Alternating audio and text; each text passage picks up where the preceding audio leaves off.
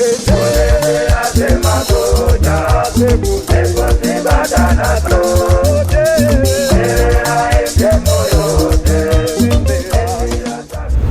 finally you get to Ikela, and from Ikela, where do you go? From Ikela, tina we managed to withdraw such as Ulama Zimbabwean infantry. I'm not sure which brigade was that. Abase occupy my bases. So tina we managed to retreat, not withdrawing as such. We retreated to Mondombe. There were three Mondombes. Mondombe Ngelesa, Mondombe 2, the Mondombe 3. So mina I was in Mondombe 2. Then there were other Futama allied forces like forces armed Congolese, I say Mondombe 3, if I'm not mistaken. Then tina Mondombe 2 lapana we were associated with the Namibian forces, lama Zimbabweans, lama forces armed Congolese la icona within, but they were mostly concentrated in Mondombe 3. It was a quiet environment. Of course, lama threats from kuma roads ayivela kubo Yokungu la kubo Yampete. That's when we had to advance from Mondombe 2 sidlule Mondombe 3 sibambi road yangape Yampete Yokungu.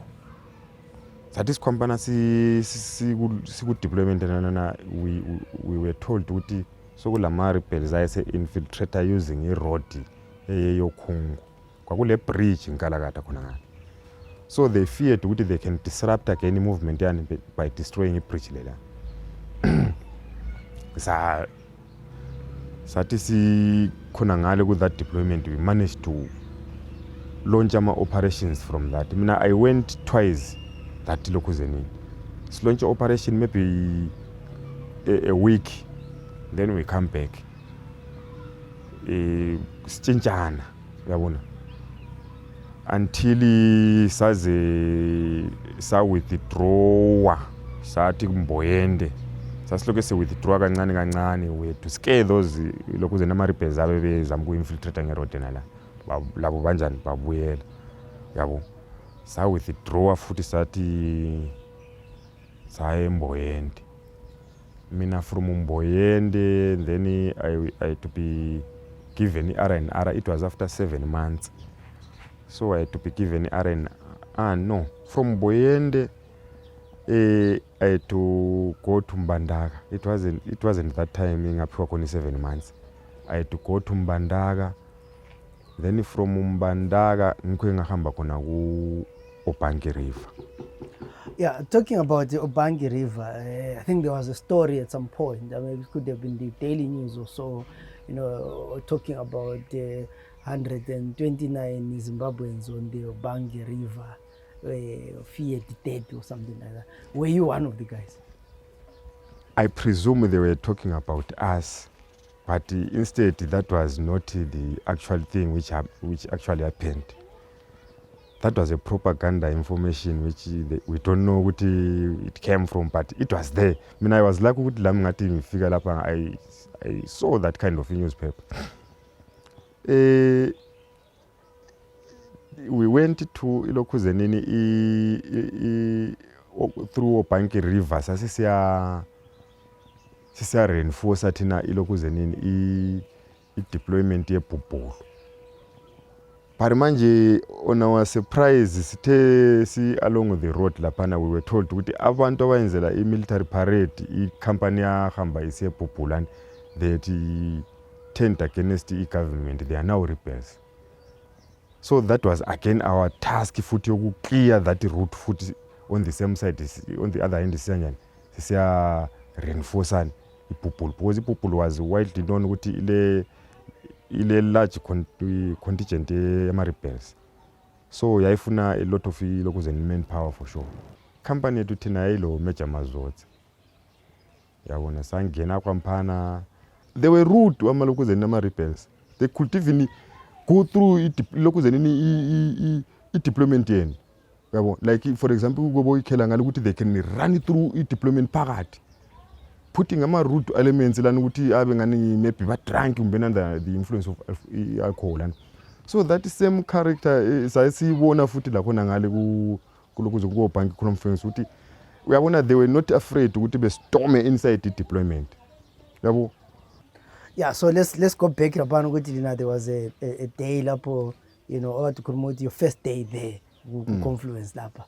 Yeah, how was it? Confluence yabona vele thina sathi si approacha with information ukuthi ama rebels aku station ku side elinjani, but the thing was sasifanga ukuthi that is si pro you prove by power ukuthi for sure kulabantu.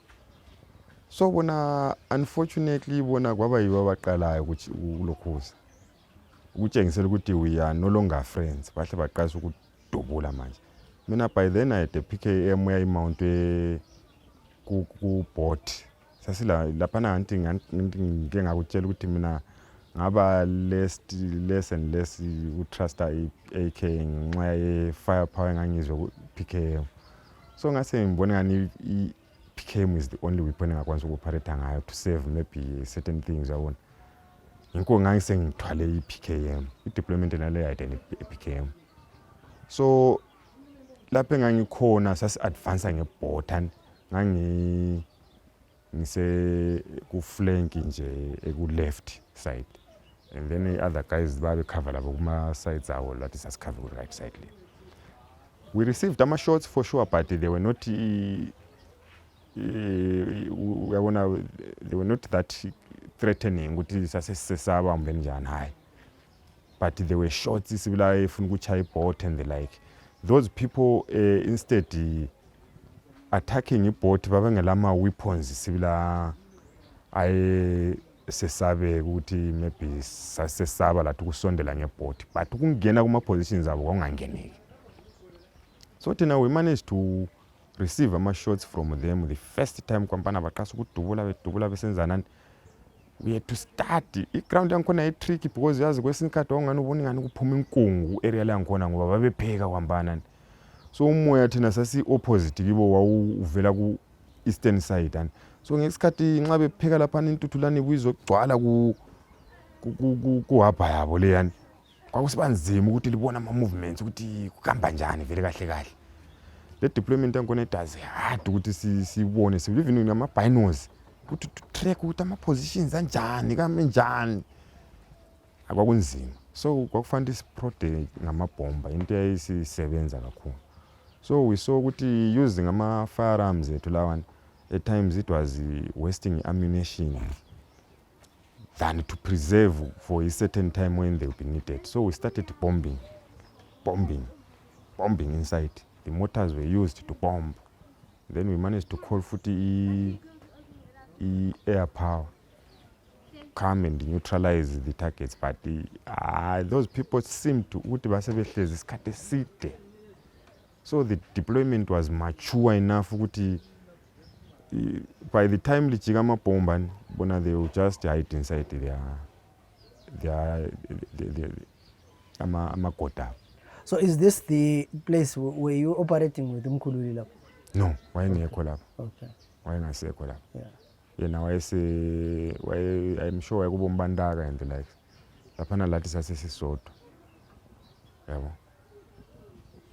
So iloko ze Neo Bank Confluence it became yabona yabanzima to almost even the commander la wayesezama sibili by all means ukuthi how best can he penetrate lapha. So the Green Parade faces the challenge go bank lapha. Yes. Kwaba lokuyi challenge civil, but we managed to conquer because those people yabona since they were mature in deployment and it was hard for us ukuthi sinjani si penetrated through. How long do you stay there go bank lapha? Ko bank lapha na, if I'm not mistaken, sahlala almost 3 weeks nxa ngapha manisa. Chuthi bank yabona it was a mature deployment eyayisilama yabona abantu labana basebelempande vele bekwampa. and i-problem nge-Obhankani kwakungama-fishing camps, so there were no i-civilian population around, kwakuliganga. So those people vele bathe bedeploya laphana vele they knew ukuthi akula lapha bazakhona, that's where they are going to die there. Vele ispirit sabo sasi-trick ukuthi we failed ukuthi lathi sinjani si-penetrate ama-positions abo sibili accurate. So kwaba lama exchanges of fire each and every time vele mose ebusuku. Laphana sithi phela ikwesezwa khona ukuthi okuwabantu kana okulenkani kwakwanisa ukuchayela ingoma ngombhobho ubusuku bonke. Ukholisa kuphela to ukuthi kuli frustrate kuphela. Senze ukuthi kona vele kwaku-secret vele wangela stress kungelani. Uyabona? So it happened ukuthi i-company lana eyayi ku front was successful and yabisa because labo futhi babe bafakela i-trap i-killing ground yabo kwakungamaswamp. Lapha babefanele be-approach khona kwakufanele be-approach through the swamp. Ngoba ufuna ukubaqedela khona kwampana bonke. But manje baba successful bakwanisa ukungena through amaswamp lamana ba hita through. Phela i-deployment ebhubhulo lana yaba surprise. Abanye abantu they were surprised ukuthi how come ukuthi ama-rebels lana they were forced out of the trenches. Ngenxa ukuthi nani iZimbabwe yayiku-disadvantage already vele. Plus linalale i-move lizo-attack and very definitely ku-disadvantage than abantu abanjani abasebe-establish i-base. So ukuchaya kwebhubhulo and laba labo they were less moraled. Yabo. Kwayenza ukuthi benjani beqale labo ukusheka manje sanotice ama-movements manje labo sebeqasa uku-withdraw, but i-pressure we had to keep on pressurizing them, bomba through and through kodwa ukupenetrate sibili kwaba nzima.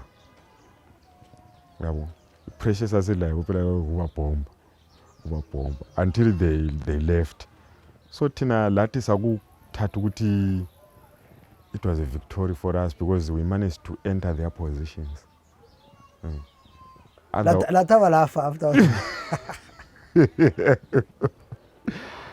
we were happy because the mission was also accomplished.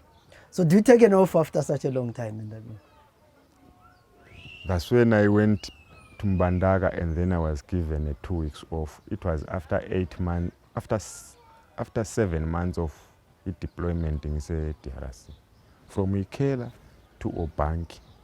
Then from Ubangi, that's when I managed to get to Maara in RA 2 weeks. So after the 2 weeks, do you go back to DRC? Yes, I went back for 8 months again. And where are you deployed in these 8 months? Congo River, in Ngandapari. Then from Ngandapari, I had to return again to Chopper River, the one Chopper River which I first operated. So I had to return to Chopper River again. Because the concentration of war that time was in Northern Front.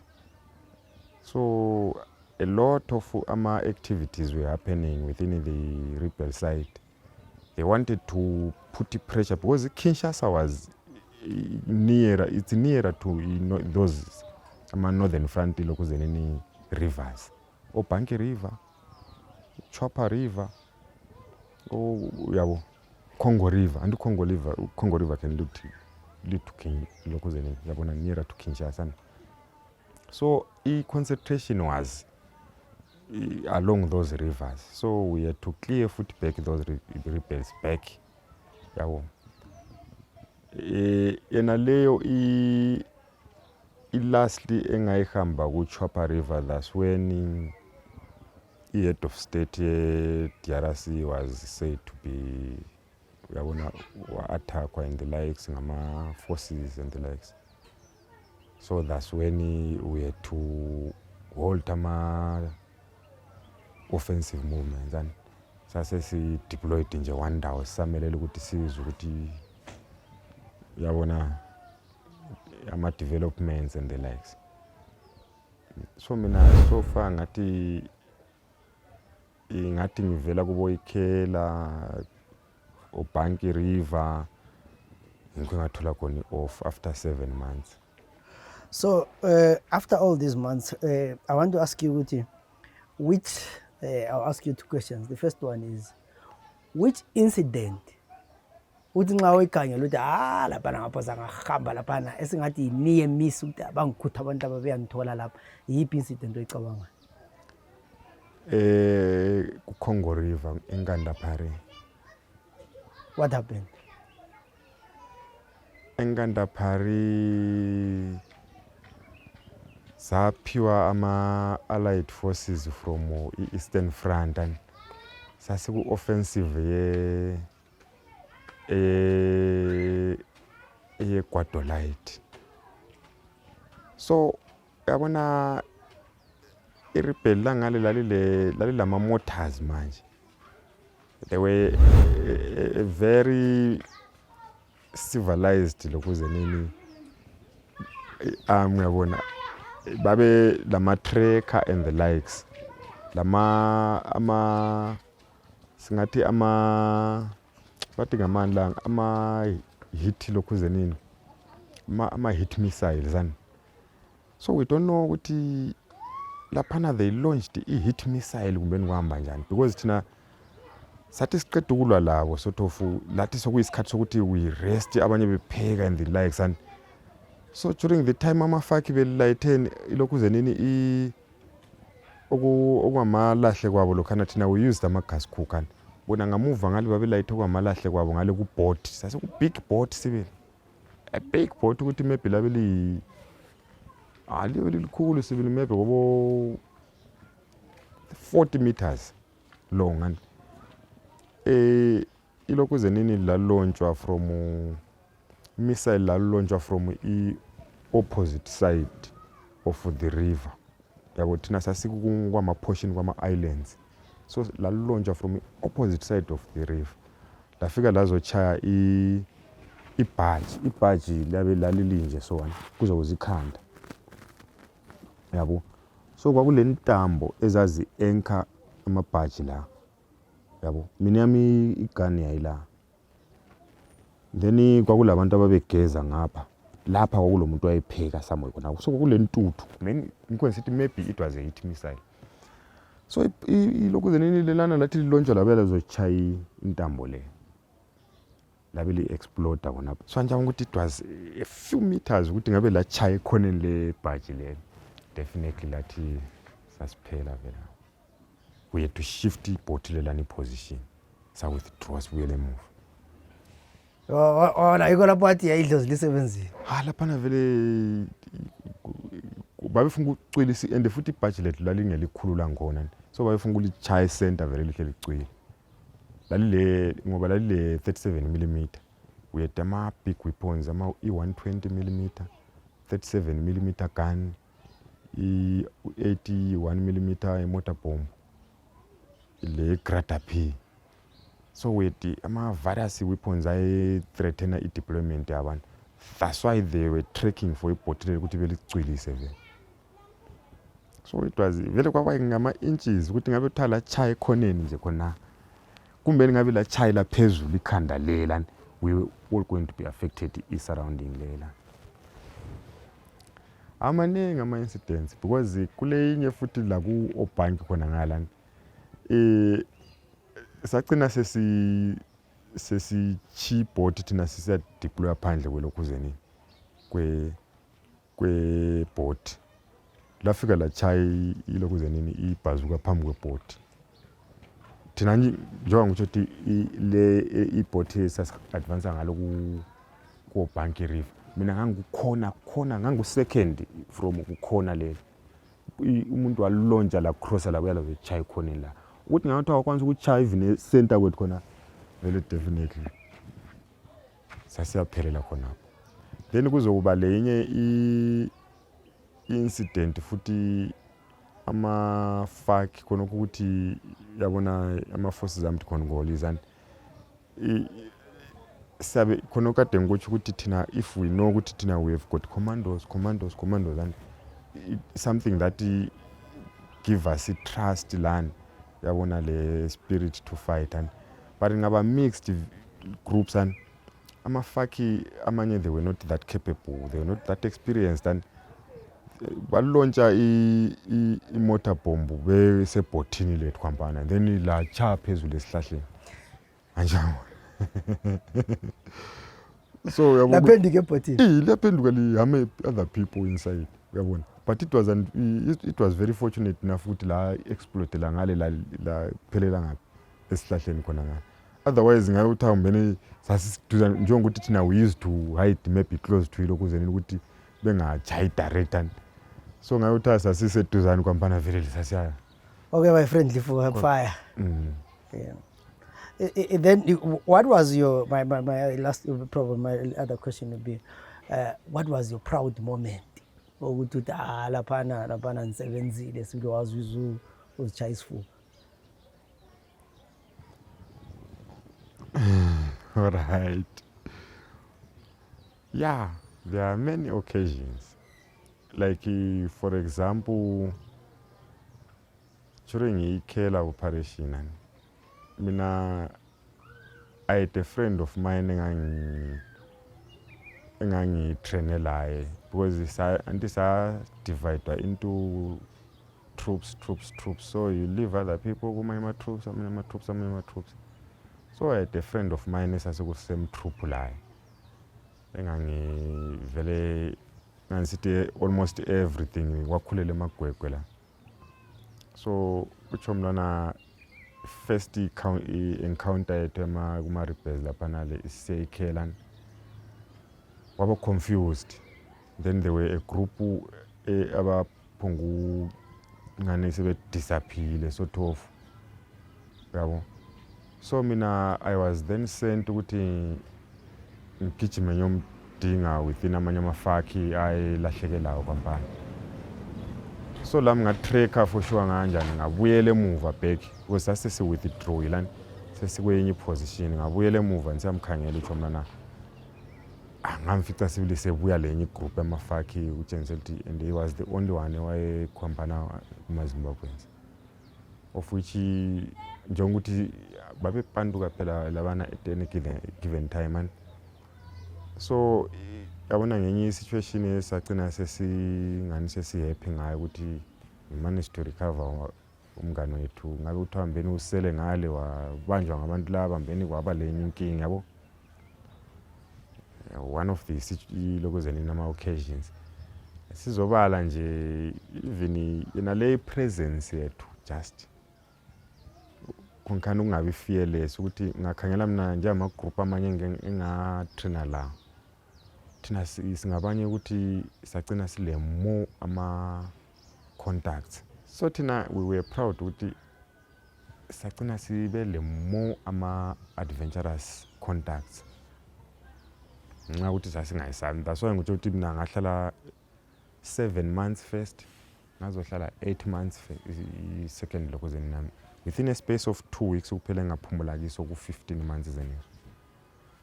So lami ngathi ku contribution kwami through prolonged deployment konkana it's enough to make me proud because I had to a lot of exposure.